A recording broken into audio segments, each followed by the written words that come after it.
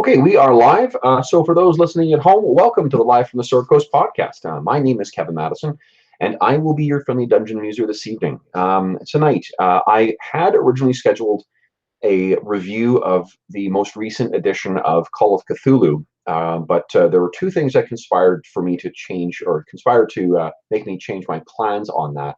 One of them was the fact that I actually haven't had a chance to run that game yet.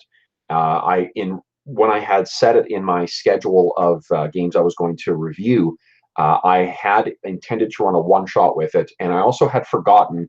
I had conflated that game with the Delta Green campaign that I had run. So I thought that I had actually run that game before, but once I actually sat down and took a look at it, I realized I actually hadn't run the game. And while I've read the game, I prefer to save the reviews until after I've actually had a chance to run it. So I'm going to bump that back. The other thing that conspired to make me change my plans was last weekend I received my copy of this. Now this is something called Beckett's Jihad Diary. This is a recent publication from Onyx Path Publishing for the Vampire the Masquerade 20th Anniversary Edition thing. This is not what I'm reviewing tonight, but it got me thinking about something else that I thought that led me to what I will be reviewing tonight and what we will be talking about tonight. So the Beckett's Guide, very briefly, is it's an in-universe sort of document for the Vampire the Masquerade 20th Anniversary Edition, and I'm thoroughly enjoying reading it. There are some bits of it that are story information, or rather game information, but most of it is all just in continuity stuff. And it got me thinking about what other source books I have really enjoyed that have been in that vein, something where it's treated as a primary document from this fictional universe. And to be honest, the supplement in the last, I think, of probably like 10 years that's of that ilk, maybe even longer, that I really enjoyed was this one. This is historical Operation Klondike. This was something that was published in 2010 by Catalyst Game Labs, in connection with their version, or their iteration of the Battletech tabletop wargame and the Battletech role-playing game. So and again, like it was one of the gaming supplements that I read cover to cover and just was engaged with it the entire time. And as I started thinking about that, I figured, well, that would be a good book to review, because it's something I thoroughly enjoyed, and I prefer to do something, to share with you folks, stuff that I actually enjoy. But I think the more I thought about it, the more I thought that I needed to give context to the game, which got me thinking about why I actually liked that source book. And the more I thought about it, the more I thought that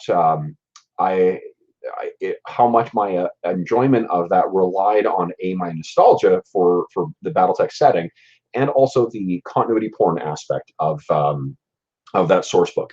So if you're not familiar with the term continuity porn, it's sort of a reference to comics or Star Wars or any kind of like fictional universe stuff, where a lot of the appeal is references to things that you would only really pick up on if you were heavily invested in that universe.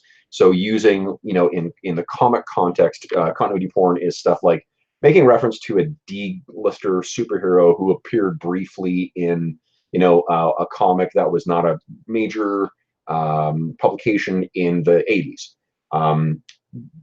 Continuity porn would be, in, say, the show Arrow, they make reference in the first season to the country of Markovia. Markovia just happens to be the place where this hero, again, a D-lister hero who I love, named Geoforce, is originally from. He was part of the royal family there.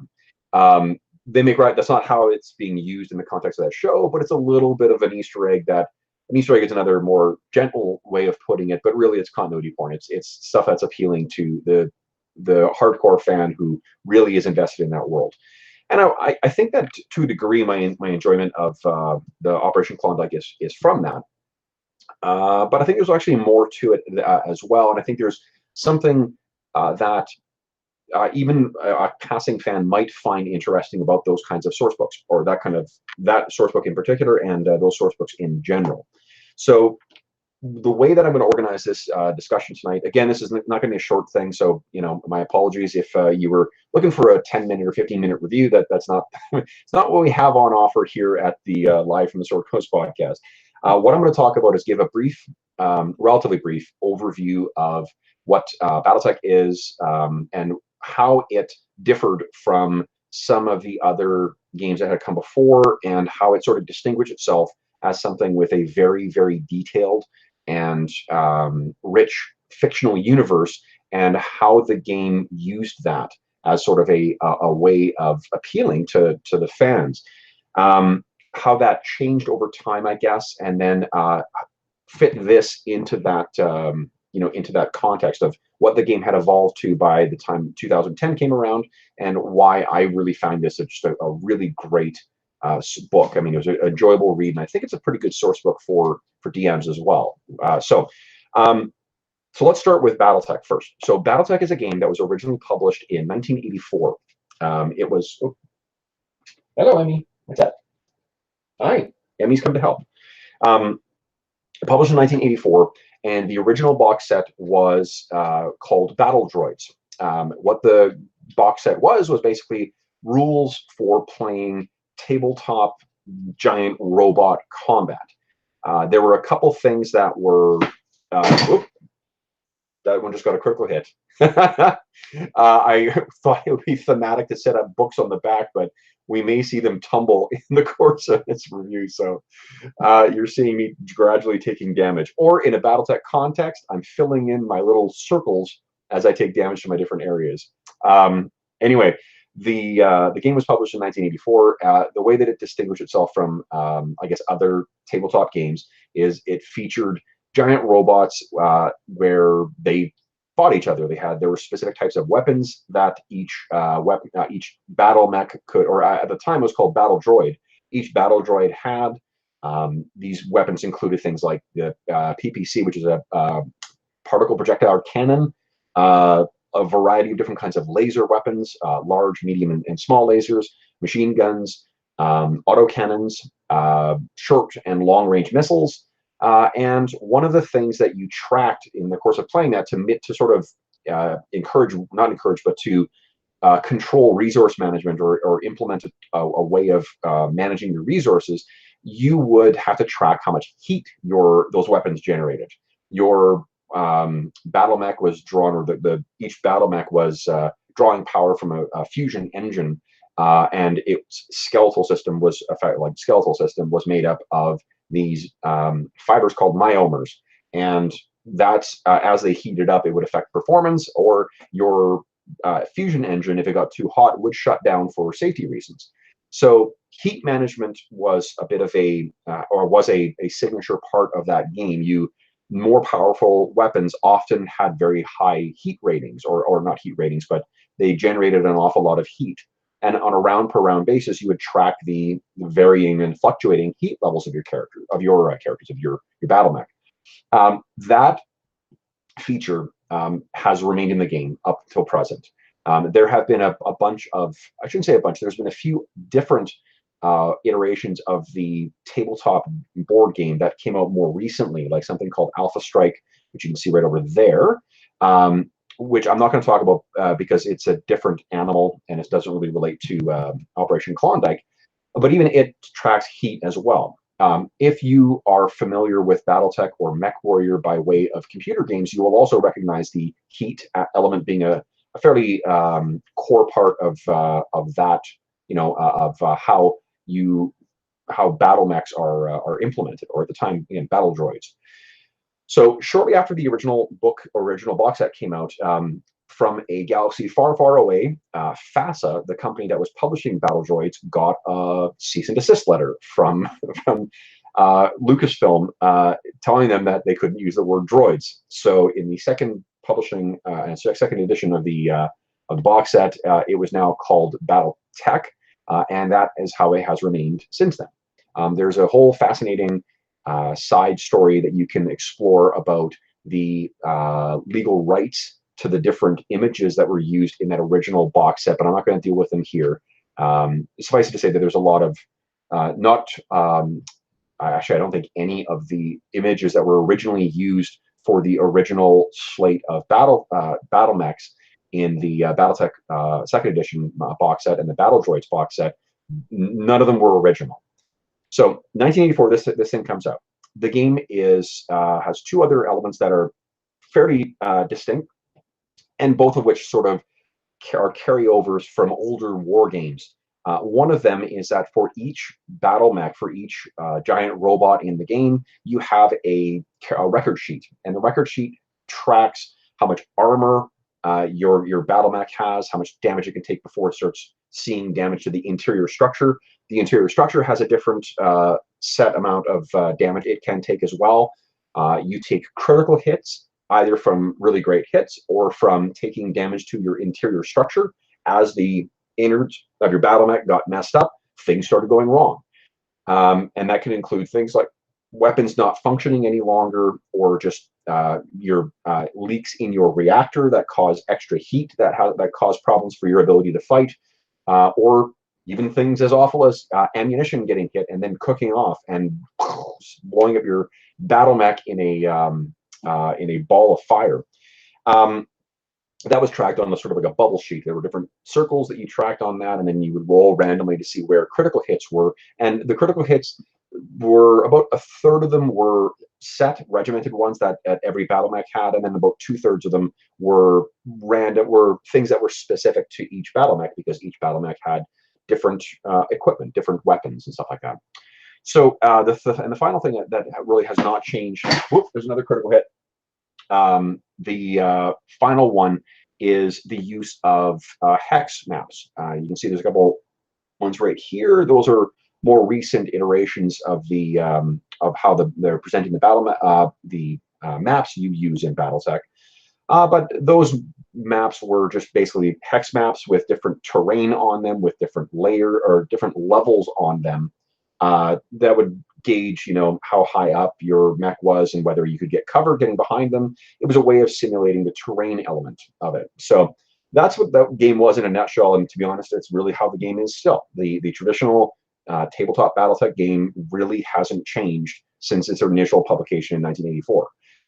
One other thing, and I'm trying to remember if they had this in the original box set or not, but I think that the original box set did have mech creation rules too. So even if, as a youngster, you picked up that box set and you couldn't find people to play with, you could still build battle mechs to your heart's content and have all sorts of different things, because there were set rules for how much space you could, you had, and how much tonnage. Actually, the tonnage was the major thing that controlled that. Each battle mech was a different weight. For the original sort of guidelines, it was between 20 tons and 100 tons. 100 tons was the sort of in-universe explanation, was that any mech over 100 tons, the myomers would just break down. The structure wasn't sufficient to be able to maintain that. And anything under 20 tons, I think that you couldn't have enough components to get it to work. To be honest, I don't really remember, but I'm going to guess that that's the reason they gave for it. There were certain things that you needed to have in your battle mech, like the myomers and the fusion engines and the gyro and a bunch of other shit. And that stuff just you couldn't strip it down to being less than 20 tons. So apart from the whatever tonnage you picked, whatever the base materials were, you could then customize your mech to be whatever you want. You could put whatever weapons you want in. There were certain requirements for how much space you had in each different thing, but you could, build your own mech with, if you liked playing with, say, machine guns an awful lot, you could build a mech that you relied exclusively on that, and then you could make a mech to play to your playstyle. So that was the original game. But one interesting thing that came from the box set was that it hinted at a wider universe. And this was very clever because it made a non-historical board game feel like a historical board game. Part of the appeal of playing historical role-playing, historical tabletop games, I think, is because you're recreating things that actually happened. There's a cachet that comes, or an extra payoff that comes from playing, the Battle of Waterloo or the Battle of Stirling Bridge, right? Or some other major historical event, the Siege of Stalingrad or whatever. Knowing what units were there and what the numbers were, and being able to replay through those scenarios, I think is a big part of the appeal of historical gaming, right? Of historical tabletop gaming, I should say. And there's two reasons, I guess two elements. There's the striving for the accuracy of it to make sure that you have the correct equipment and your miniatures look correct and whatever, and then also the thrill of playing through as those characters or as those units. Battletech figured out that it would be cool if you had another in-universe, like there was an actual sort of objective universe out there as well. And you got a hint of that in the box set. The box set referred to how this was, the year was 3025, and the setting was what was called the successor states. It was the inner sphere, which was a collection of 5 different kind of like interstellar states. And of the 5 states that were the major houses, they functioned effectively like medieval European aristocracy. The 5 houses, I'm going to try and not go off my list and see if I can remember them, but it's the Federated Sons under House Davian, the Lyran Commonwealth under House Steiner, the Capellan Confederation under House Liao, the Free Worlds League under House Merrick, and my absolute favorite, the Draconis Combine under House Greta. This is the most recent supplement for House Greta. House Greta was sort of like a, not watered down, but sort of like feudal Japan-based thing. And each of the different regions sort of had, or each of the different houses had a different sort of flavor to them. House Liao was a very, kind of Chinese imperial feel to it. Free Worlds League kind of had like a imperial, was it the German, what is it called? Holy Roman Empire is the word I'm looking for. The German, fractured states, but still one overall state. I actually could be confusing that with the Lyran Commonwealth, but Lyran Commonwealth was wealthy. It was the wealthiest of all the different nations, and had a bunch of what they called social generals. They were advanced because they had connections and they had money, not because they were actually good warriors. And what you learned about it in the book was that, or in the source book, was that this was on the cusp of effectively the 4th, what are called succession wars. And what you found out about was that before the time that you were playing in, there was an organization, a interstellar alliance called the Star League.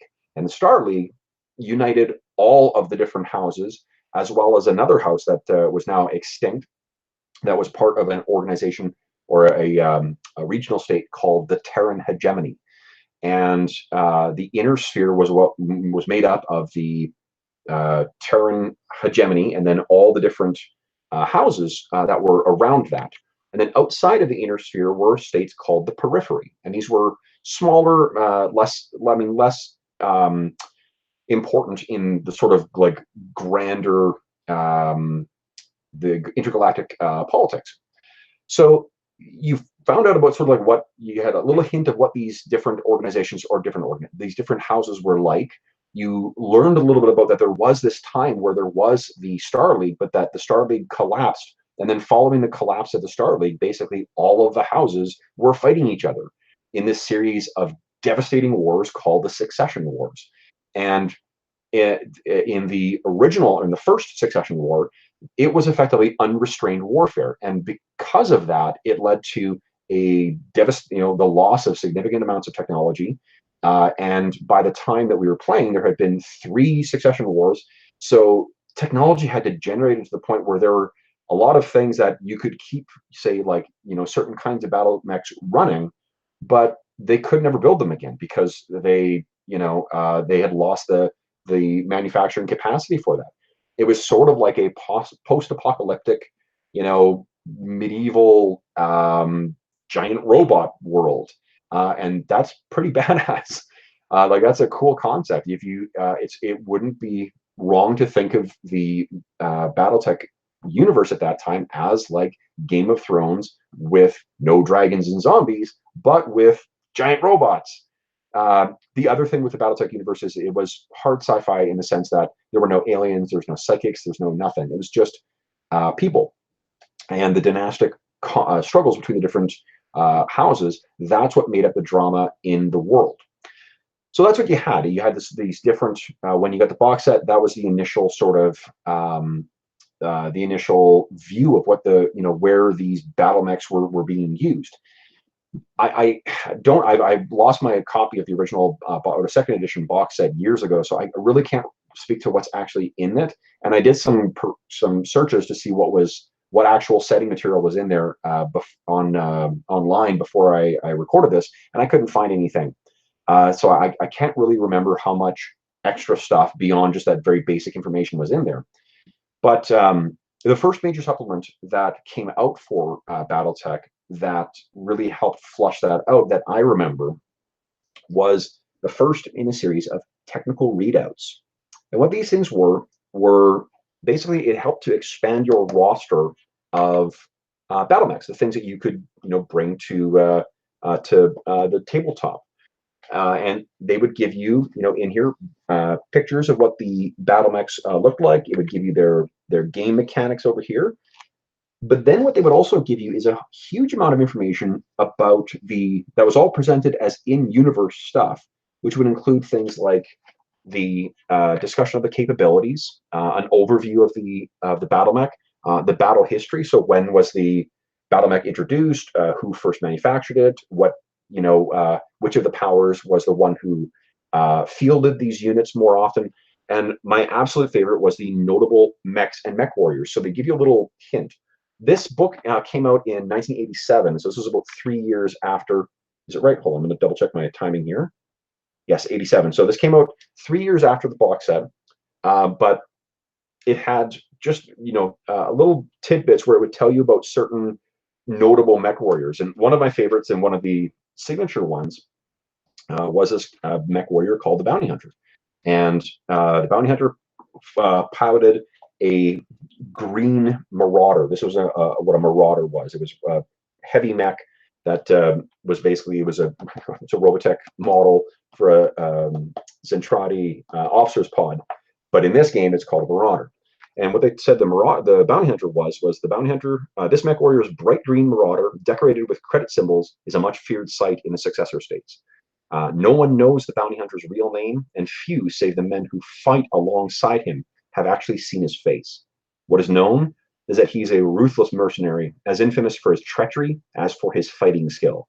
Neither the lives of his men nor those of innocent civilians stand in the Bounty Hunter's way, as he destroys enemy mechs for the prize money or to sell for spare parts. The credit symbols decorating his mech are a reflection of his true nature. And that's sort of all you had. I mean, you can kind of read in that, and they leaned into the Boba Fett sort of reference later by saying that this character actually wore body armor all the time too, and it ended up becoming this like mantle that was passed between mech warriors. But that's the kind of really cool in-universe little tidbits. Had no effect on the game whatsoever. They at that point in the game's development, they hadn't bothered to add any kind of special rules for these characters. You just, at best, what you would do is that those characters who were more experienced would have a lower gunnery skill, because the two things that modeled your pilot in Battletech, and actually that still do if you're just playing by just the raw tabletop war game, is a piloting skill and a gunnery skill. The only two things that really matter in that game. And so having better skills in those, which was lower skills, that would reflect a more capable mech warrior. But apart from that, everything was just background fluff. It was filler material. But that's the kind of stuff that I think drew in fans. Like when you talk to people who are of my vintage and why they really engage with that game. Sorry, you know what? This was 1986. 1987 is when the first of the house books came out. Sorry, I looked it up, but I didn't actually write it down. So that's the second thing that came out. The second thing that helped expand this world were these source books called the house books. And each of the 5 houses had them. And basically what it was like a 200-page book, or 175 to 200-page book, that was just setting information. There were no game mechanics in it whatsoever. But those things are very, very hard to find now because people love them. I had a copy of the House Corrida one, which I read so much that it fell apart. The publisher FASA, early FASA books were sort of notorious for falling apart over time. I actually, when I was preparing for this video, I was going to hold open my picture of the Marauder a little wider, and then the spine in my copy cracked. So I'm going to have to hold it very gingerly for the rest of its lifespan, because otherwise it'll fall apart. But it was great stuff. I mean, really what it did is it gave you information about the different worlds where these units came from. The focus was primarily on all the military stuff, but they did give you some interesting background stuff as well. And all those books, I believe, came out before there was ever a role-playing game for it, too. They did eventually publish a series of role-playing games. The original first three were called Mech Warrior, and then the most recent one was called Time of War? Only War? A Time of War.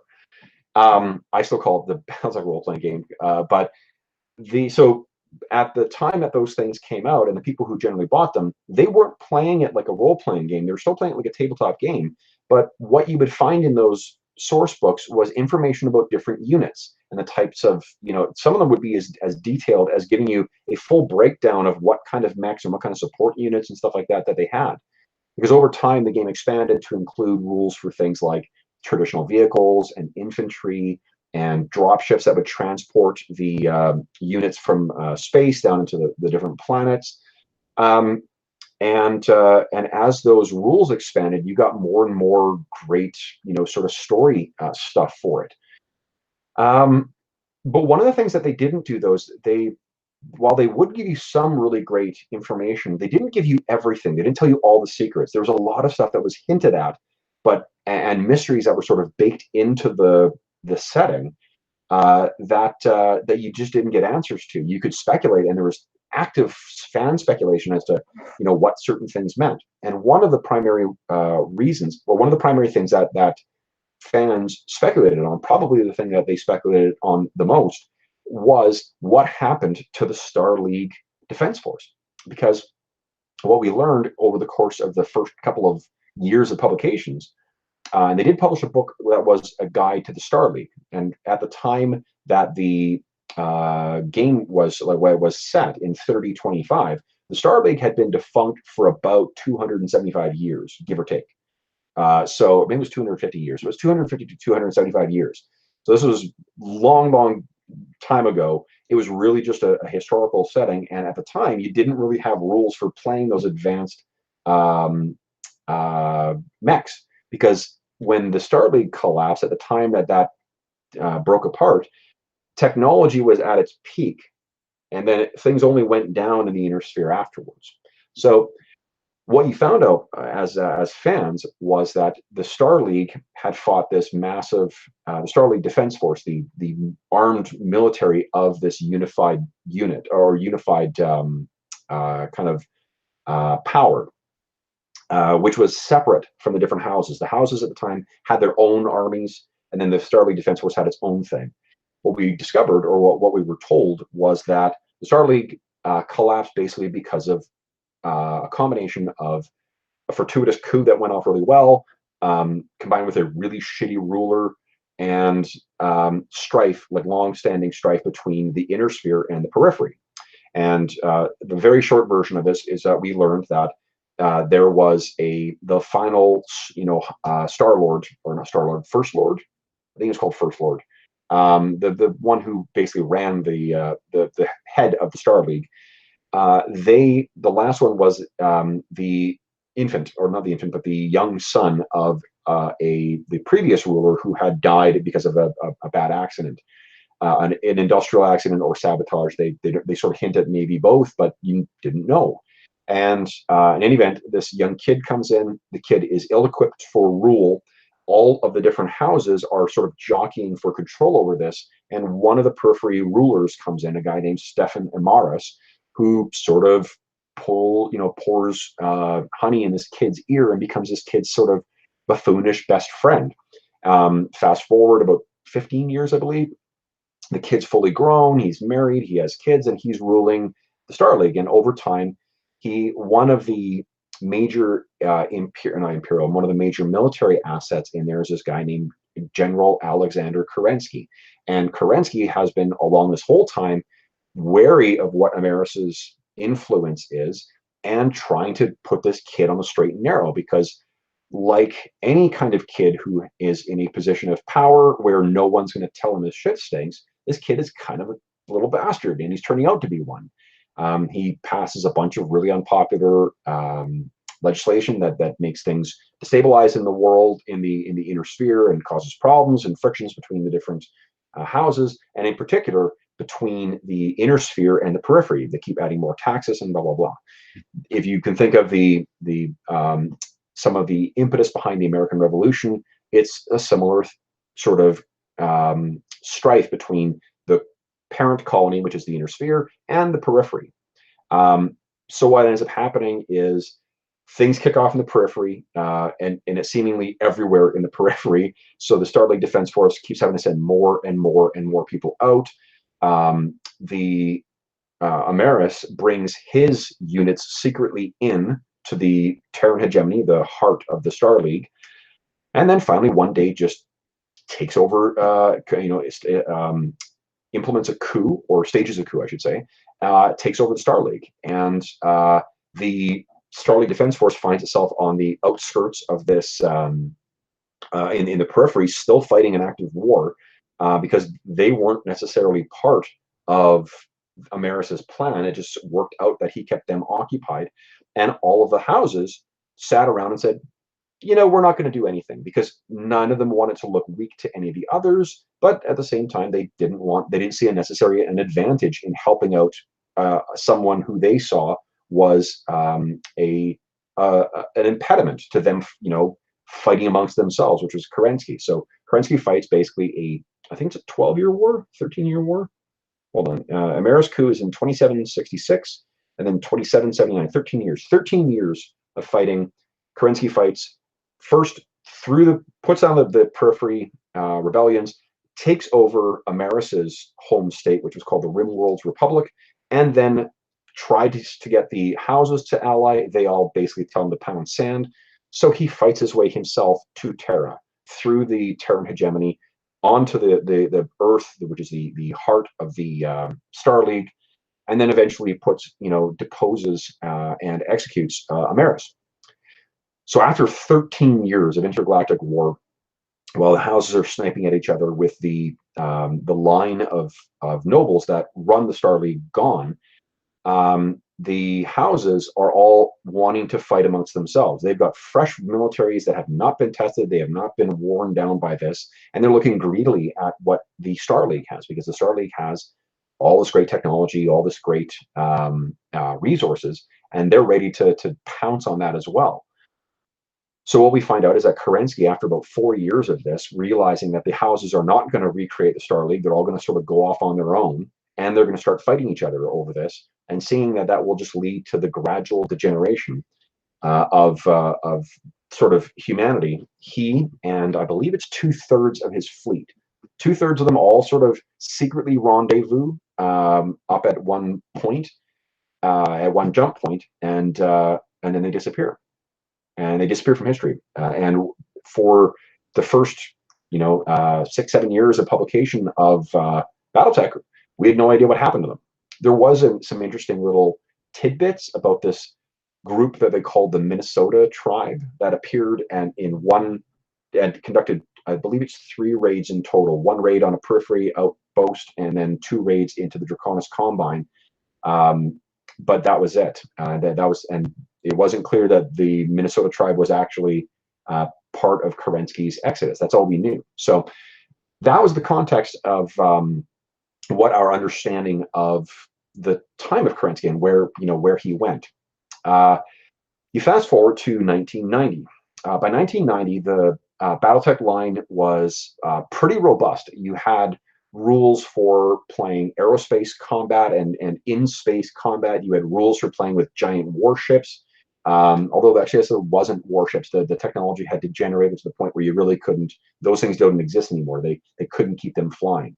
We had rules for drop ships, and jump ships. Jump ships were the things that transported between different systems. Drop ships would move you from the jump ships down to the planet and back up again. You had wide scale combat as well too. So if you wanted to play more than just controlling individual units. You could control, or individual battle mechs. You could control wider units. So the game had developed to the point where all that stuff was out. They had published a series of novels about the fourth succession war, another succession war where two of the major powers allied through marriage and then fought this massive war against their neighbors, and a bunch of other interesting shit happened in a series of really neat novels written by Michael Stackpole about that. But then they found themselves with, well, where do you go from there? So what they introduced in 1990 was this threat from sort of beyond the rim. Suddenly these incredibly advanced battle mechs would show up, and they wouldn't communicate with, at first, they weren't communicating with other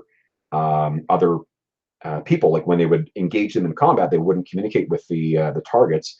They were incredibly advanced. They had much more powerful weaponry, and they also fought in a different format. Like one of the things that sort of another signature bit of the game was that there were standardized sort of formations that you would fight in with your battle mechs. 4 battle mechs would make up a lance, 3 lances would make up a company, and I believe it's 3 or 2 companies make up a battalion. And that was in universe. It was the Star League. That was the way Star League organized their battle mech units. So that's how everyone else did afterwards. So these new arrivals, though, with these advanced battle mechs, they did not fight in 4-person or 4 mech lances. They fought in groups of 5. They also used mixed formation in the Battletech universe prior to that, because battle mechs were so expensive and a lot of them couldn't be repaired or couldn't be manufactured anymore. They would become like heirloom items that were passed down through families. So and they generally were controlled by either mercenaries who had inherited them from their parents and families who were mercenaries, or they were part of a standing military unit where they were part of a nobility. So it would be the nobility or the aristocracy that would actually pilot these things. And it would be like, in the same way that knights wouldn't sully themselves to fight with certain kinds of tactics, or say like samurai, would not sully themselves with fighting with certain kinds of weaponry, or side by side with certain kinds of troops.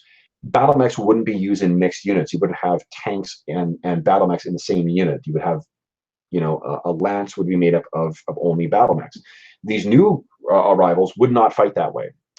So what you learned afterwards was that these were a group of people calling themselves the clans, and they had this really extremely ritualized understanding of combat.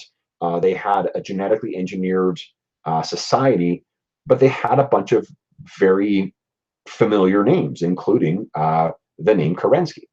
And what they found out over time, what was revealed over time, was that these were the descendants of the Star League Defense Force that had disappeared, hundreds of years ago, now returned in 3050, so 25 years after the initial period for Battletech, now having returned to sort of conquer the inner sphere and reestablish the Star League. To them, it was a holy mission. And that was the sort of what you understood of the clans at first, and you found out over time that there was more to them than just that. But that was the sort of the way that they shook things up. It also sort of, like a historical parallel is that the clans kind of were stand-in for the Mongol invasions into Europe. So that's what drove, and the conflict between the clans and the inner sphere, and the impact of a clan invasion into the inner sphere was what drove sort of the next, I think it's next 30 years worth of in-game or in-universe drama, up until the point of something called the Blakist Jihad, which I'm not going to deal with in this video, because that's way past that. But so that's what, up until 1990, that's sort of what the in-universe understanding of Battletech was. So we fast forward to the early 2000s, or I guess the mid to late 2000s. The Battletech license had passed to Catalyst Game Labs from FASA. FASA had gone defunct. And then I believe their license went to a company called FanPro, which put out some cool stuff. But what FanPro was doing was pushing the timeline forward, constantly moving things up and moving things up. You can see that on some of these technical readouts, there are different dates on them. So we've got the 3039, which is a replacement for one of the original ones, but then you've got 3055 actually, I think, was one of my critical hits. It's fallen down, but 3055 was one, then 3058, then 3060, and then I believe there's 3067, 3075, 3085. So they would slowly, as the story was pushed forward in different source books, they would push out new products as well too, some of which would introduce new technologies and whatnot. As those things were introduced, it made the game more complicated and added some more, more complexity and more options for a game that the underlying mechanics really weren't changing. But what was driving the interest, I think, in the game to a degree was the fact that there was this compelling world that was changing as you were going along. Well, as I said, he fast forward to the point where Catalyst takes over. And Catalyst sort of realizes, well, there's one other thing that happens before Catalyst takes it over, and that's that WizKid, a company that published miniatures. They cut their teeth on a miniature game called Mage Knight. Mage Knight, is that right? I think so, Mage Knight. Then they started publishing superhero clicks. It was the little click engine where you could, there's a dial that had certain stats on it. You could play a game with the miniatures like that. They started producing superhero ones, which became very popular. And then they started cranking out a Battletech game. But it was called the Dark Age. It was set, I believe, like 150 years beyond what the most recent stuff was. And at that point, the game line for Battletech, the tabletop game, the original tabletop game, the role-playing game, and so forth, was kind of defunct. So when Catalyst took it over in the mid-2000s, they started looking at different ways of expanding what the sort of story was. Because to be honest, there's only so far you could go, right? Like the story between the years 3050 and 3085 kind of got progressively, drier. There are people who will disagree, and I mean, if you're someone who's viewing this who really did love that whole period of like the Republic of the Sphere and whatnot, I don't mean to shit on your fun. I'm glad that you enjoyed that. For myself, that's around the time of 3055, 3058 is when I sort of tuned out, because it didn't have that fresh and new sort of feel that I was looking for. There, in retrospect, having gone back to that material, there is a lot of really interesting stuff that happens during that time, but broadly speaking, it was a lot of the same kind of stuff. So what Catalyst decided to do was to go back and revisit some of that older stuff, some of the different periods. So they started publishing a series of books that were called historicals. And actually, I think the first one may have been FanPro. Oh, sorry. I actually don't know where I put it. Oh, here it is. It is FanPro. So before Catalyst Game Labs took over, what FanPro did is, now under the branding of Classic Battletech to distinguish it from the tabletop game, the year 3039. So they published a source book that was mostly just fluff. And one of the ways, this is something I sort of forgot because I'm not following my script right now. One of the things that really did distinguish Battletech right from the get-go was that the way they presented information was as in-universe text, so as an in-universe material. FASA, the company that originally published Battletech, that would become a signature element of their source books. So where you read, say, like a Dungeons and Dragons source book about a region or a country or something like that, it would be written as if it was and I don't mean in terms of dryness, I mean it would be a third-party perspective kind of on it, saying this is what's there and here's what you can find and here's what's happening and here's who lives there and blah blah blah. Battletech instead spoke to you from that universe, that sort of in-universe fictional voice would carry over into Shadowrun as well too, which was a great game line as well, and really interesting, and really it was interesting seeing in both games, in Battletech and in Shadowrun, seeing the fictional world being revealed for us. And the other thing that was really interesting about that was because it was voices from in the fictional world, you couldn't necessarily trust them as being accurate, either because they were trying to mislead you, or because they just didn't have the proper perspective or the proper understanding. So, which really drove the fan interpretation.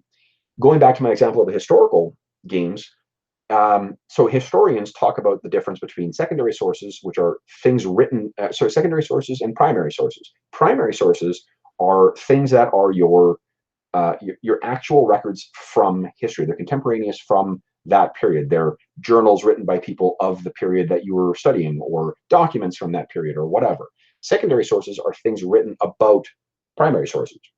So with everything being presented as a primary source, you couldn't necessarily trust it, and it often left itself open for interesting interpretation.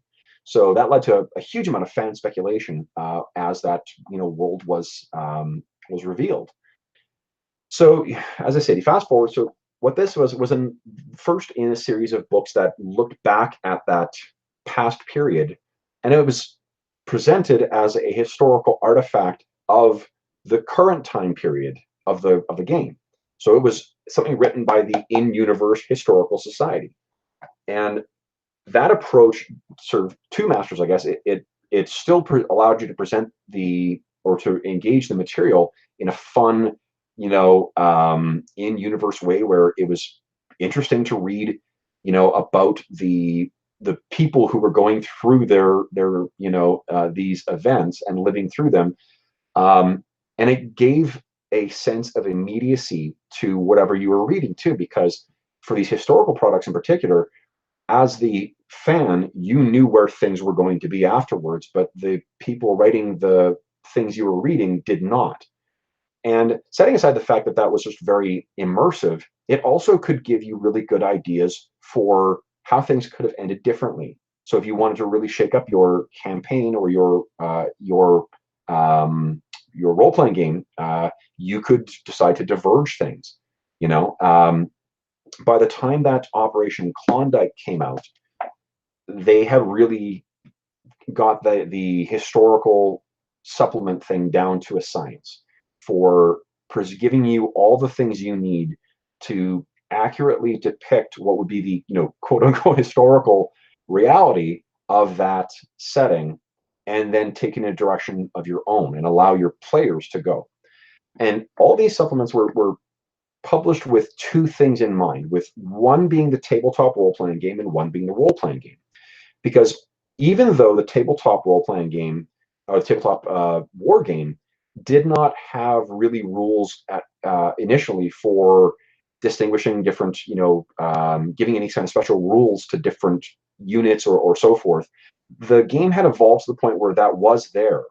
And even though you didn't role-play your characters, you could still play through campaigns. So they had introduced some really great rules for playing through either things that were historical in the Battletech universe, or for just playing, an ongoing campaign where your series of tabletop miniature combats would be telling a broader campaign arc. So there was the people who wanted to still never role played, but they were playing the campaign arc for for their tabletop role playing games to make an actual campaign like you would in a role playing game. And then there were those who wanted to role play. And one of the things that came up before Operation Klondike as well was Catalyst Labs' effort to try to unify sort of the rules and the voice of, not the voice, the rules and sort of the game, the broader, capital G game that is Battletech. And it would incorporate all the different kinds of tabletop role-playing and tabletop miniature gaming that you would do in the Battletech universe. To that end, they published these monsters. Wow. Which I love. One of my favorite things to have on the spine or on a shelf. Ugh. What these are was a series of books that were organized to address specific parts of the rules and to be sort of a go-to, this is where everything you need to know is. So first one, Total Warfare, covered all of your basic rules. This was everything you'd need to play the tabletop game, whether you were using aerospace fighters or conventional vehicles or battle mechs or any combination of those things. And it had some rudimentary campaign rules in it as well. That was followed by the technical manual, which gave you all the rules for building everything you could find in the Battletech universe. That was supplemented by tactical operations, which is sort of like the advanced rules. All the different sort of situational rules that had evolved over the course of the game's history. So things like specialized abilities for different units or different commanders, or more complex rules for weather, or for fighting in a vacuum, or fighting at low gravity, or things like that. More complex rules for climbing buildings and so forth. That's what this sucker had, was all those types of rules. And then going one larger, the tactical operations covered still basically the two giant robots fighting each other. Strategic operations, which has one of my favorite covers of all time, this dealt with the next stage up, the managing the larger organizations, the company or battalion or regiment scale of things. It had rules there for tracking salvage and ammunition and stuff like that, and the costs of different things. So if you were wanting to engage that, because those rules were introduced back in the 80s and people still really played those, in particular if you were fielding a mercenary unit, they would want to track that stuff, so strategic operations gave you the rules for that. And the final release in that initial range of 5 books was A Time of War, which was their most recent role-playing game. I'm not going to talk about how good or bad these things are. I can say that in terms of the as a longtime Battletech fan, this to me was the golden age of this game. This was the game that I had grown up playing, and it also introduced a bunch of complexity to the game that I had felt was lacking or was spread across too many books or whatnot. So what they had done is they had published a great series of source books where you could play any level of the game that you want. And what these do is give you the context in which to play them. So knowing the context of what the game was up until the point that this came out, and knowing what the most recent edition of Battletech had on offer for how you could play in that universe, and knowing the sort of the history and the mystery associated with the Star League, that's the context with which I approached Operation Klondike. So what Operation Klondike is for those who are super nerdy, the battle mech that's on the cover here is called an Annihilator. And the Annihilator was Aleksandr Kerensky's signature mech. And this is basically him fighting either as part of the, well, it wouldn't have been part of the Ameris coup. This would have been afterwards. But what this book covers is basically it picks up in the aftermath of the Ameris coup. So if you can picture, so this is a guy who, because he was fairly old by the time that they took back Terra. I'm talking as if this is a real person. You have to forgive me because someone who I've been involved with for a long time. So imagine that I'm talking about this place as an actual set, or forgive, I guess, my talking about this fictional place as if it's a real place. But where it picks up is, imagine yourself as someone who has struggled through 15 years of watching a child with the most important position in the entire galaxy progressively go more and more and more in the wrong direction, and finding yourself impotent to be able to intervene. You have no allies amongst the other power players in your circle. Those would be the other house lords, because all of them want to take advantage of this kid and just do what they, get things to their advantage. So you've got and every one of them resents you for preventing your access to them, to that kid. So this kid is just going wrong. There's this scheming buffoon who showed up from sticks effectively from the Rimworld's Republic, who's making this kid go in the wrong direction. But you loved his father and had a very, very close friendship with his father. And his father was, by all accounts, a really, not necessarily a great ruler, but a good man who died very, very tragically. So what you're seeing is, as this kid is going more and more wrong, you're seeing more and more of your failures to live up to what your friend would have wanted of you. Then there is a war that's fought on the periphery. And as context for this periphery war, roughly 200 years before that, at the final sort of effort for the Star League to establish itself as the one government over all of humanity, they fought this series of very, very brutal wars with the periphery called the Reunification Wars. And these were characterized by brutal use of nuclear weapons and biological weapons and chemical weapons and horrible tactics. Like, it was a series of wars that 200 years on, the periphery had not forgotten about. They had were still remembered the problems that, and not the problems, but the atrocities that the Intersphere had perpetrated on them. So these problems are going up, and Kerensky is seeing this kid pass under the advice of the houses and Amaris, passing more and more legislation that's just driving the periphery back into revolt, which will force him and his people out to go and fight these brutal wars of subjugation against people on their own turf.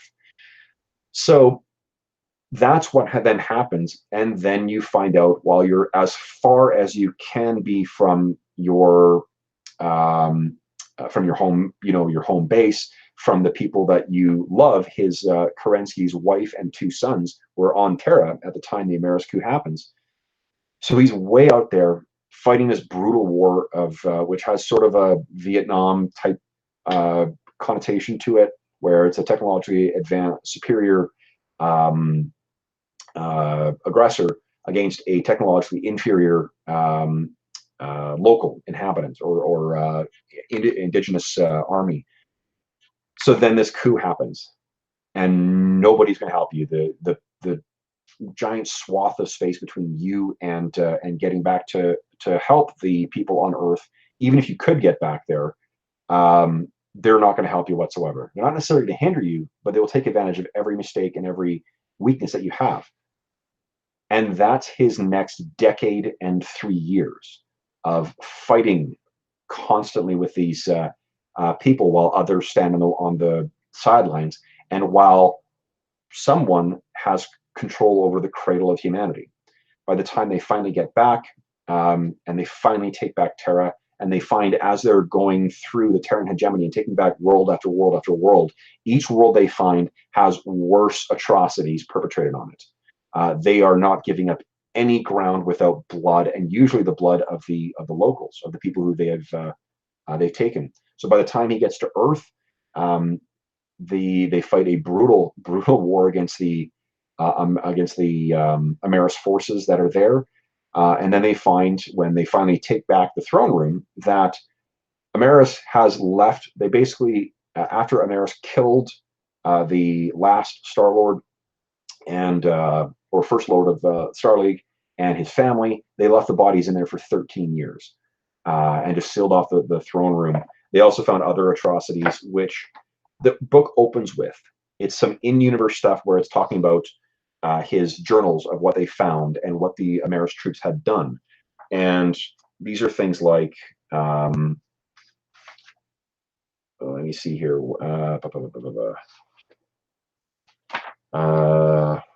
Sorry, I should have actually flagged these things, but there was one. Right, here we go. So they're talking about, this is the journal entry of General Aaron de Chevalier, his personal diary from May 23rd, 2780, which is, I think, the 1 year after Terra was recaptured. And it's 2779 is when they recaptured it. And what he's talking about is how they have discovered that there were mine shafts. 6 months after they had killed or captured and then executed Damaris and regained Terra, they're finding about all the different things that they had done. And one of the things they talk about was finding these mines. And it says every single day, it's almost, we come across something new every day. Sometimes it's horrible. Today we found, I was there when they opened the mines. We thought that Damaris had buried billions in stolen goods, artwork, sculptures, jewelry, silverware, and the like, in a series of abandoned mines in the old North American province of Pennsylvania. The first few chambers were just what we expected. There were rooms and rooms full of valuables, obviously stolen from citizens of the Terran hegemony, all meticulously organized and cataloged. I didn't stay long. This wasn't the first of these caches that we'd found, and General Cert had the site under control. 3 days later, Cert's aide called. That was 0300 this morning. Cert needed me back at the site ASAP. There was no explanation, but I could tell from Major Ander Locke's voice that whatever they found was horrible. I had no idea. The minute I landed, I could feel the horror. There's no other way to put it. And then the smell. Even outside the mine, I wasn't there before. It wasn't there before. I knew this would be worse than anything we'd seen. I wish I was wrong. Even the environment suit wasn't enough protection. Damaris's troops had hidden the entrance to the lower levels behind a ferrocrete plug made to look like just another rock wall. We went through half a dozen more plugs and descended hundreds of meters. No pit of hell. How could anyone? This was the work of no human being. There must have been thousands of them to begin with, tens of thousands, all cultures, all ages, men, women, children, convicted murderers and rapists, animals. They just shoved them down there in the dark and the cold, and there were a couple hundred left. We had to use infrared light to see. They couldn't take the light anymore. Their screams were like death ripping open your chest and clawing at your heart. And those sons of bitches watched and laughed. They kept records. They took notes. Fuck them. A quarter died in the first week at the hands of criminals, but then the rats, the insects, those goddamn, they did it to them. And when they got bored or when the stench got too bad, they sealed them up and forgot about them. They didn't even have the common goddamn decency to put them out of their misery. Best anyone could figure, those that managed to survive 4 murderous waves, the predations of animals and vermin, the diseases, the dark, the cold, the moisture, and the insanity. How could they fed off the dead while they dug? They literally worked their fingers to the bone.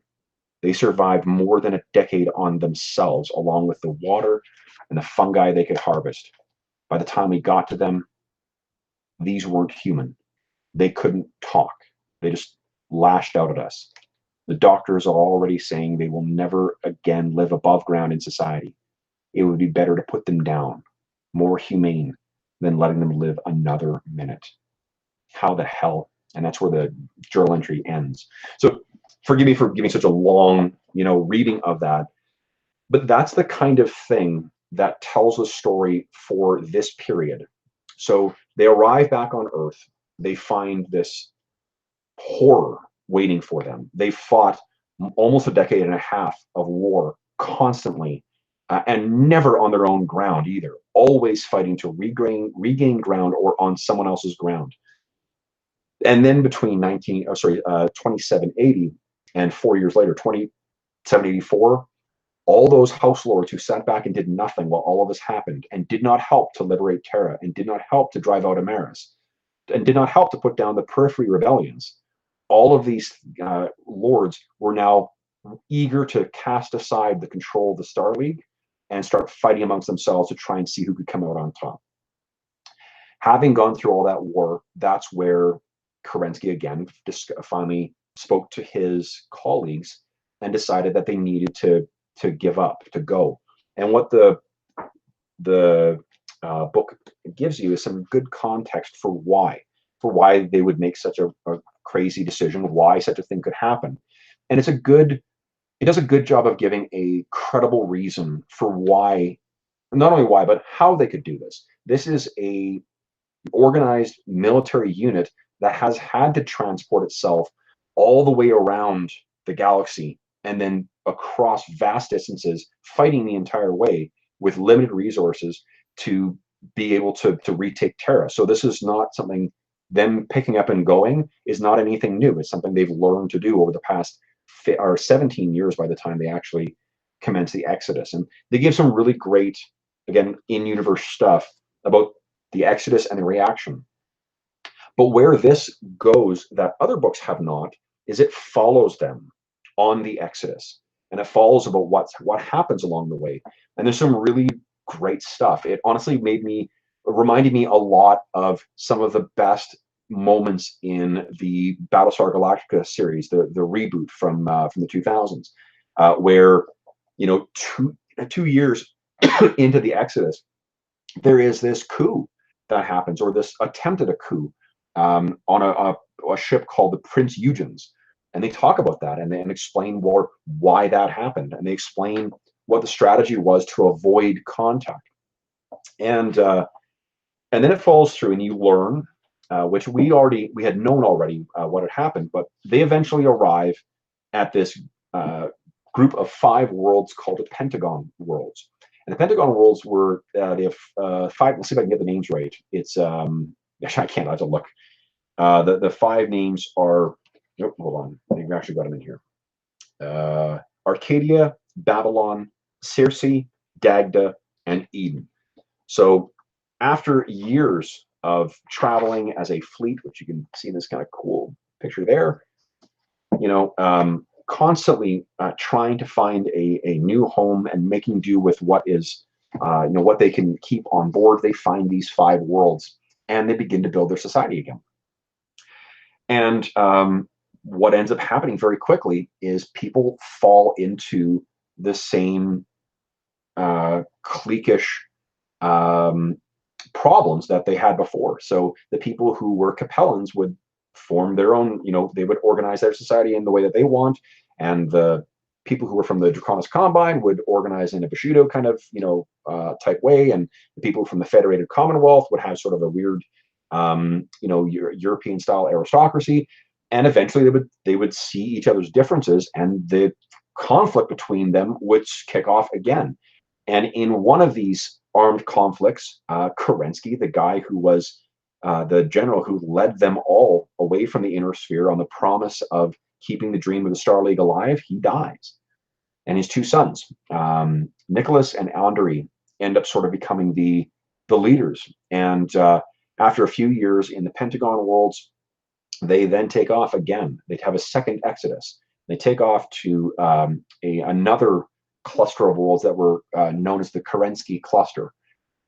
And when they get there, that's when there is this slow transformation. There's a bit of, they hint at tension between the 2 brothers and all the different leaders of the military, like the important people who were there, who were part of the Starlight Defense Force that fought their way to Terra, and that, you know, were part of the Exodus. They go there, and then one of the brothers, Nicholas, decides to sort of spearhead this creation of this new world, like new way of living, a new society. And the way that, and over time, Nicholas had been slowly moving away from some of the ideals of the Star League, and that's where they implement this whole thing of the clans. And to be honest, like, when you first encounter the clans in the original Battletech in the 90s when they were introduced, it's cool because it's different and whatnot too, but it certainly doesn't feel believable. Like, it feels silly. It feels silly that anyone in a sophisticated, you know, modern society would ever be that dogmatic in their thinking. Like, the clans are effectively bamboozled by their own rules of honor. You know, if you think of, like, you know, 60s sci-fi where, like, you trick a computer by asking it, you know, what is love? And the computer can't process that stuff. It's that sort of dogmatic thinking that is the way that the clans are portrayed in the initial fiction of the clan invasion. But this book does a really, really good job of tracking how that change would happen.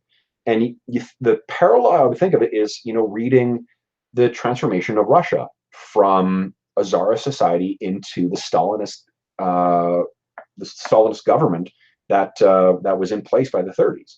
You know, and it is it makes for really, really interesting reading. And there's strong personalities that you're following throughout, and it has a lot of verisimilitude where you believe, they give good believable reasons for why there's this slow transformation.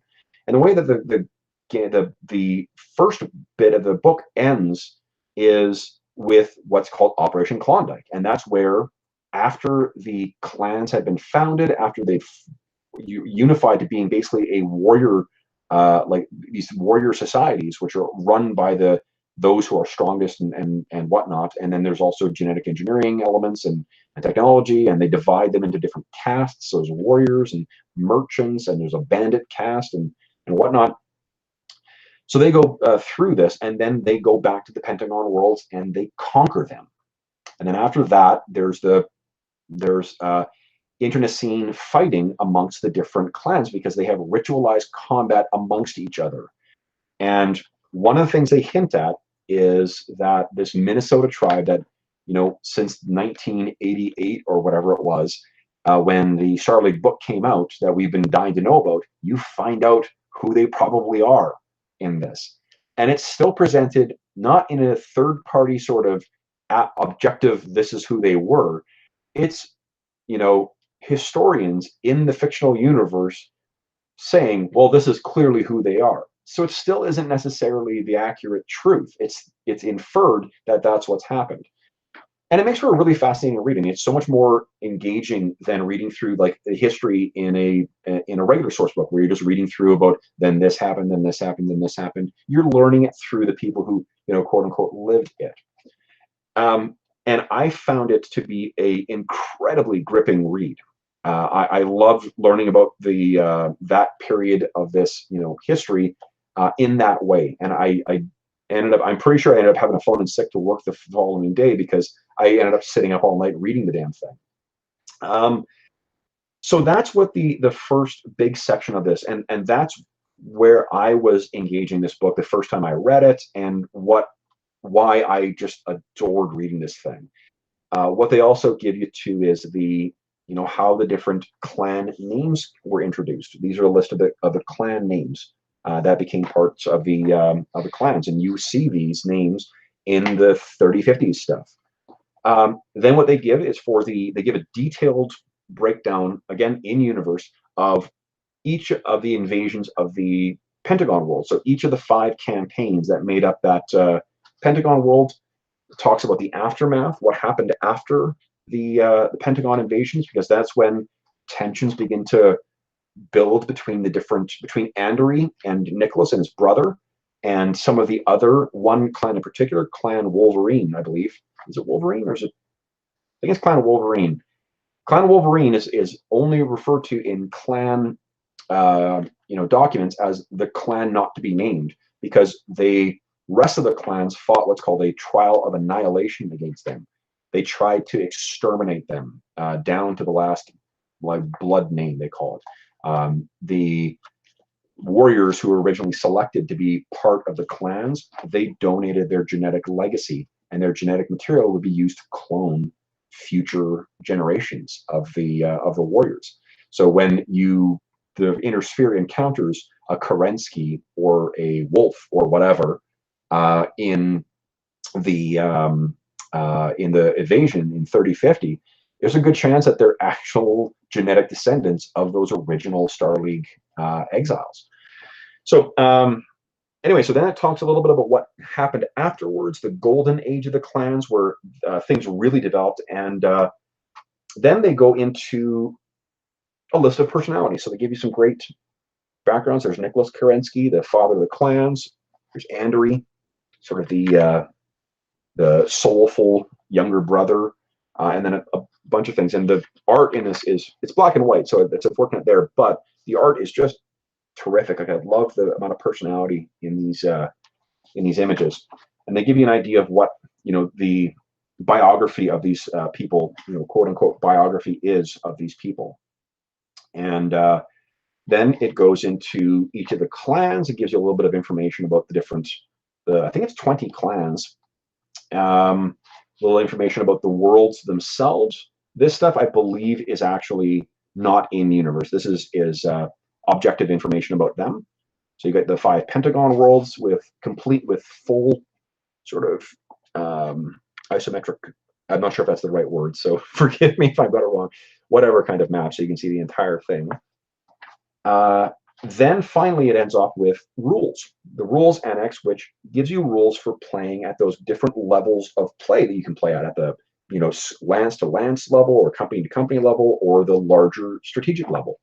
Gives you rules for how you generate the different mechs. For repairs is great. So if you want to set your either role-playing campaign or your mini tabletop miniature campaign around the time of, say, like the Pentagon Civil War in the Pentagon worlds, you're going to be running out of equipment. You roll a bunch of pre-existing damage on your battle mechs because they've had the hell kicked out of them for 20 years. Give you sheets for randomly determining what mechs you start with and what vehicles and stuff like that, if you want to do that. Special rules for each of the different clans and some of the signature commanders as well, different ways that they modify either the rules in the tabletop miniature game or in the role-playing game. Give you guidelines for how to modify the rules in the Time of War role-playing game to create characters from the different periods in here. And then it gives you some other, mechs, some ones that are done. And the art in this is for the mechs is done by I think my favorite battle mech artist that they've had is a guy named David White, who is just great. Like, all his stuff has really great precise lines. Let me see if I can get the camera to work properly. Come on, camera. There we go.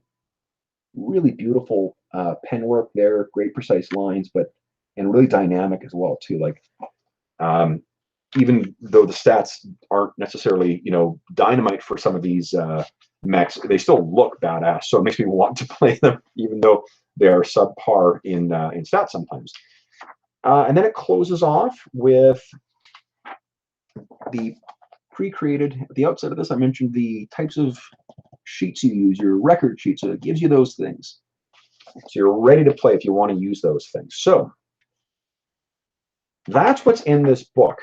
So turning to sort of the review, I guess, element of it, where's the value in it? Like, what's the thing that comes from having such an incredibly detailed world? Because nowadays, my preference is usually to have games that don't have, in terms of role-playing games, I'm not talking about the tabletop game at this point, I mean the role-playing game. So my way of approaching this as a role-playing game supplement, normally I don't want to have something that's so hyper-detailed because it requires me to do a shit ton of work. I got to do a bunch of research and finding what's where and whatever. And an example of that is the Numenera setting. I think Numenera is really interesting. It seems very, very cool. But holy shit, does it require a lot of very dry reading to get to the point where I'm ready to go. So there is some good fiction that's in those source books as well, but a lot of it is presented as an objective kind of like travel log and not an in-universe travel log. So that's a lot of fucking stuff to learn for me to be able to run the world when I just want to play the game, or rather run the game. So I nowadays, for new, highly detailed fictional worlds, I tend to bounce off of them because I don't want to. I just don't want to have to do all that work to figure out what's in the quote unquote world. And I was thinking about why this is more compelling for me than what those books are. And partly it's because of my nostalgia. You can probably pick up in the enthusiasm with which I describe these things is because I've loved the Battletech universe since I first encountered it in like the mid 80s. I love this stuff. I've always enjoyed the game. It feels like a very, very old game to play now. Like it doesn't have a lot of the sophistication and sort of rules improvements and streamlining, things that have happened in miniature games since the 80s. But boy, do I love, filling in those sheets and playing in that world. And a good chunk of it is because of the world as well, too. I just love the feel of that. And the connection I think that I have to that is because of the in-universe nature of how it's presented. Because it's presented as snippets from people who actually, live in that fictional world. It is a much more immersive and it is much easier for me to get invested in it. Also, in terms of prep, it's a lot easier to get through. It's a heck of a lot easier for me to get through that stuff because it's an interesting, historical read rather than me having to remember a bunch of, minutia. Now, this is not to say that Battletech is not guilty of that, because I think of the success of this historical line, what followed was a series of books that were all about the liberation of Terra. So you ended up with the Era Report Guide of 2750, which is just before the Kerensky coup, about 10 years before that. There's the Field Manual for the Star League Defense Force. So if you need to know what different, ranks look like for the various members of what badges are on their, collars and whatnot. If you want to see what the specific borders were like in the inner sphere during that period, you can see all that stuff. This is not nearly as engaging of a read. This is it's a great source book in terms of I'm going to refer to this to get information so I can, accurately just portray the canon, but it's not a terribly engaging read. And then there are these two guys, which are the Liberation of Terra and the Liberation of Terra 2. This one covers up to the point of the Amaris coup and I believe it ends with them seizing the Rimworld's Republic, and then this is the fight from the Rimworld's Republic back to Terra. You know what? I'm wrong. The Annihilator was not Kerensky's. Aleksandr Kerensky had an Orion, which is right here. I think it's Andery Kerensky who used an Annihilator. So someone who remembers better. I'll look it up afterwards. But if someone comments and corrects me on that, I'm happy to be corrected. So this is, well, because that's a Highlander, and this is a Orion. In the background is an Atlas and a guillotine, I believe, and then a thug. Anyway, I'm getting distracted in minutia. So on the basis of the success of Operation Klondike, they released these other books too. But I think that this is actually a more interesting period to play in. The Liberation of Terra is really cool and really it's a cool story. The books are really fun to read. But I think that for me, like, to give context for maybe why I think that this is a better thing, a better source book, is because my favorite movie is Unforgiven, is the Clint Eastwood film, and one of the reasons why I enjoy that film so much is because I love the idea of a story after, the story of after the crazy long, event-filled life that this person has had. What's the final chapter? What's the last waning years where we're hearing about things in retrospect, or we're hearing about things that have happened off screen, and the import of those events comes from the way that the in-universe people talk about that. And that's sort of what this does. It gives you enough material to get an idea of what the Amaris coup was, to learn about the 13-year war to liberate Terra, and then to pick up the story from there, from that 4 years on, where the Kerensky is so disillusioned, why he would give up everything, why he would leave and convince so many others to leave all the rest of society behind to collapse. And it does. Over the years, they go back and spy.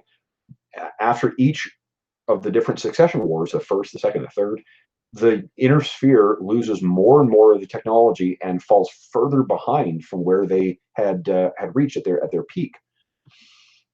So for this thing, I think, I guess if I can cycle back through, so I kind of got lost in my love of the other source books. I think that why this is a really great source book, and even if you are not a hardcore Battletech fan, if you are interested in playing a Battletech campaign, a story campaign, why this might be a really great source book for you is because it covers one of the most interesting periods of inner sphere history, and you can put your players in the position, in a positioned to make some very, very interesting and challenging decisions. This would be a very role-play heavy campaign up until the point that they arrive on the Pentagon Worlds. I don't think that you could run, I don't think that this would suit a traditional kind of Battletech campaign, which is often you either playing mercenaries who are operating a mercenary unit, or house, guards or house soldiers who are fighting in a specific campaign, or gladiators fighting on this planet called Solaris 7, where giant, basically there's gladiatorial fights between battle mechs. You really couldn't play any of those types of campaigns here. And I think that what you would have to do is use this to skip through whole swaths of time. Battlestar Galactica did this at one point during the seasons where they skipped like 2 years or 3 years ahead. And that you could absolutely do on this as well. And I don't know, I don't think that it would suit necessarily for long-term play. And there would be a lot of work you would have to do as a DM in terms of figuring out what's going to happen during the campaign. But one of the nice things with this type of source book is if you just pick those times, if you decide like, okay, I'm going to set my campaign in, let's say 2082, or not 2082, they would be, yeah, 2784 is when they leave. So let's say I want to set it in 2780, right after the liberation, while they're still discovering all this bullshit. You could play a really fucking cool political campaign that starts from 2080 and leads through to 2084, the time when the House Lords are all jockeying, trying to basically split apart the Star League, and that the writing becomes more and more evident on the wall that the Star League is dead.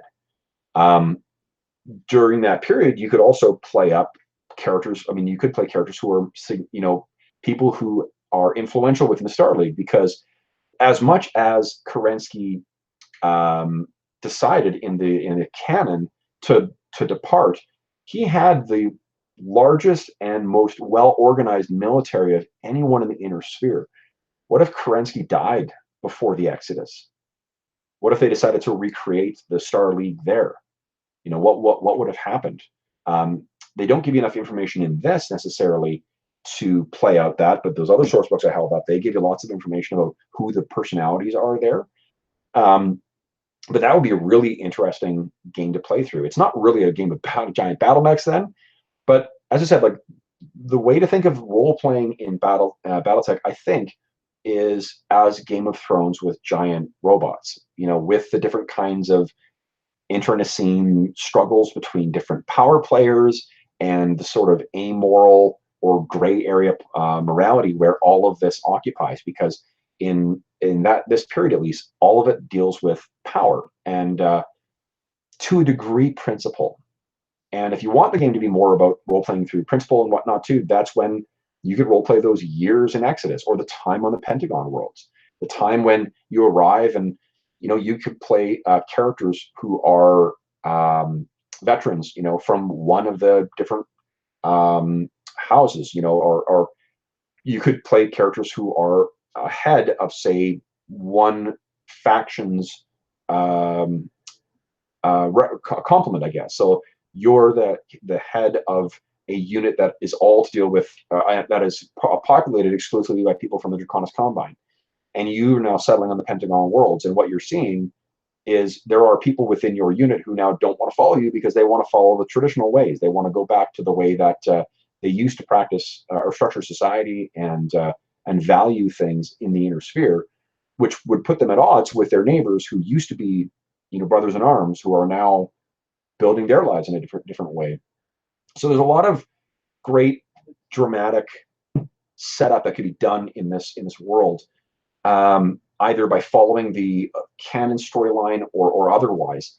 And what by picking, I interrupted myself, by picking an arbitrary date, there's enough, like facts in here for you to figure out where all the other pieces fit at that time.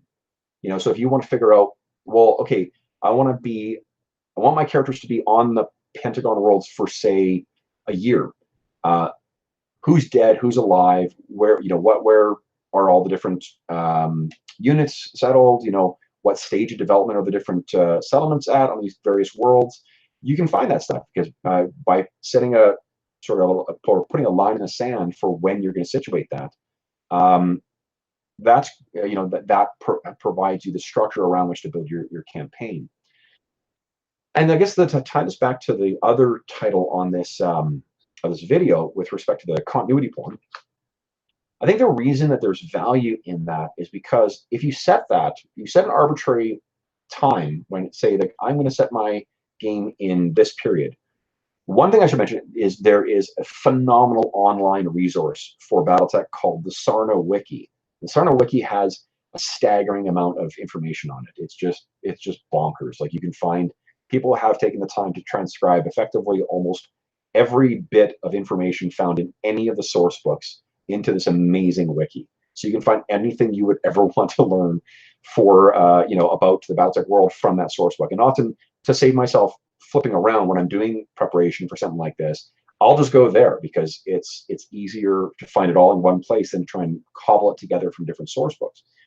But the benefit of having access to all that stuff is that it just spurs your imagination like crazy. Like, when you set a certain point for for when you're going to play your game, or be that a tabletop campaign where you're playing the miniature game or a role-playing game, you've got so much stuff that you can take or leave that can be filled out from that world. By having such a fully detailed and fleshed out world, there's tons of shit just waiting for you to learn. And you get to find those wonderful combinations where you didn't think of that, holy shit, this is perfect for whatever. For the thing I've got in mind, I just discovered an interesting little tidbit about some world nearby that I had no idea. Now I'm going to tie that into my game. You don't get that in a world that you're making up on your own. You only get that in a world that has been detailed to the level of insane detail that this particular universe has.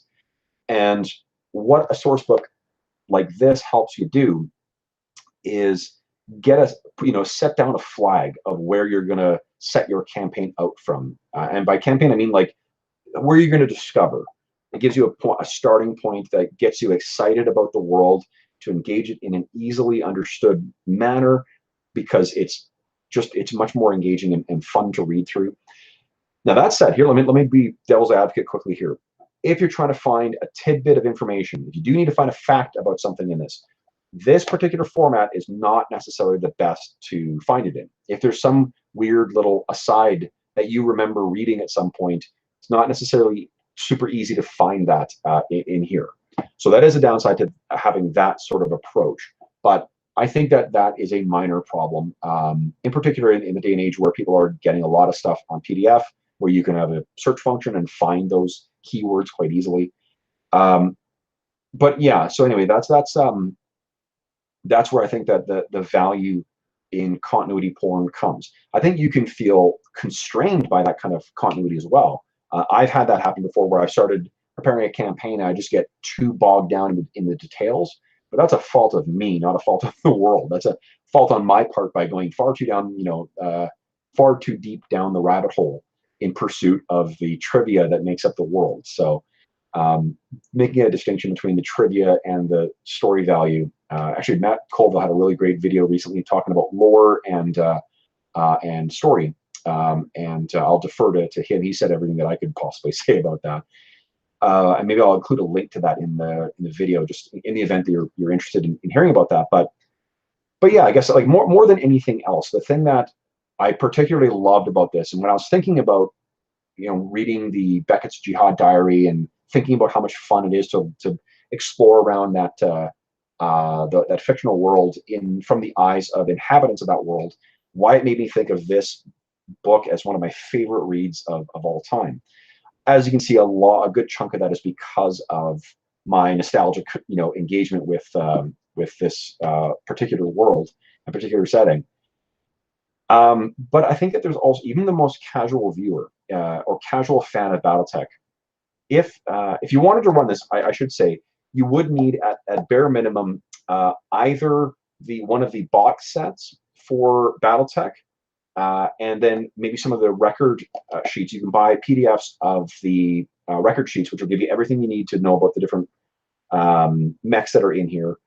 You can also use you can pick up map sets, which are fairly cheap as well, to use the maps to simulate the terrain of the different environments found on here and the different maps they refer to. Or you could pick up the, one of the core books, the Total Warfare book that I held up earlier. At the time of recording, there's a brand new, much more slimmed down version of the Battletech handbook that is out, I believe, in both print and in PDF, which gives you all the rules you need to play giant robot stuff. If you want to play role-playing in this, you could use the Time of War role-playing game. You can use the older, do I have it at hand here? I do. This is the third edition of the MechWarrior role-playing game. This is totally compatible with this. I think you could easily use either of them. They made some changes to the rules, actually some pretty substantial changes between the Time of War and this. So, but most of the setting material. But you could also use, I mean, you couldn't use the rules to do the mech combat necessarily, but if you want to play a role-playing game with this, Traveler would work fine. Star Hero, GURPS, anything that has a more realistic, grounded thing. To be honest, I mean, if you want to play a high, high action kind of game, which is what a lot of the novels read like. The novels read like sort of a Tom Clancy-esque, political spy intrigue kind of thing. You could use Savage Worlds. There's whatever system you've got that does not include a lot of magic or psionics or whatever else, or things that you could ignore. You could use that to run stories in this world. But setting aside the basic mechanics, like the rules you need to run giant robot combat, you wouldn't need any other setting material other than this to really get a sense of, whether you really like the world or not, and to actually make use of this. In particular, given the resources on the Sarna wiki. Now, if you're like me and you can't get enough of the Battletech world, there's so much more stuff you can get too. There's some really great source books on the clans, which would be about 200 years in the future from this material. Or if you want to go back and play a massively epic campaign, starting with the deployment of the Star League Defense Force out to the periphery, the Ameris coup, and then the war to liberate Terra. This gives you anything you need. This and the other source books that I mentioned gives you great story material. And both of these are presented in the same in-universe way that Operation Klondike is. So they're really engaging reads. This one in particular, I won't talk about it at length, but this one is great because I didn't buy that, one guy could take over the Star League until I read this book. And they give a really it gives it a believable, or at least I swallow the reasons that was a successful coup. That is there's plenty of extra material for you to access and learn about if you do find you like that world. In the same way that Westeros or the Star Wars universe or the Harry Potter universe, where finding those little tidbits of information are so exciting and so rewarding as a fan as you go through them. The Battletech universe has that level of depth and engagement to it, and there's that many things you can get yourself lost in. So it's if it's something that you're not familiar with and you really you just want to read a really fun and interesting source book, I really cannot recommend this high enough. I thoroughly enjoyed reading this thing.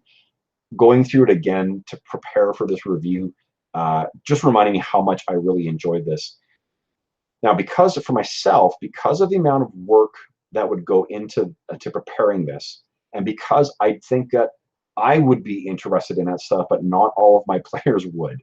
There are some players who I have in my regular groups who just love playing fantasy stuff, and they would have no part in a decades-long or generations-long campaign.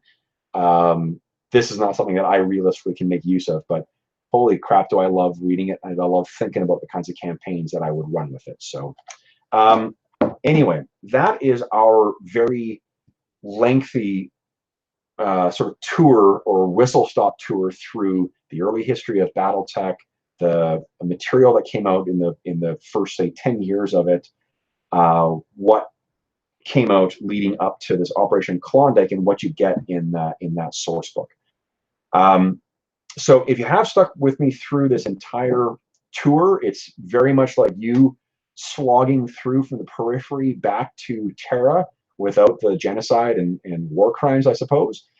But if you have any questions, comments, or suggestions for clarifications on this, or about the setting, about the source book, or if you've done something, if you have actually had a chance to play or run anything using the Operation Klondike source book, I would love to hear about it, because I will, for one, be green with envy, but also, I mean, in the same way that talking about and reading about that world gets me excited, I would love to hear if anyone actually has managed to get this, you know, that period to their tabletop.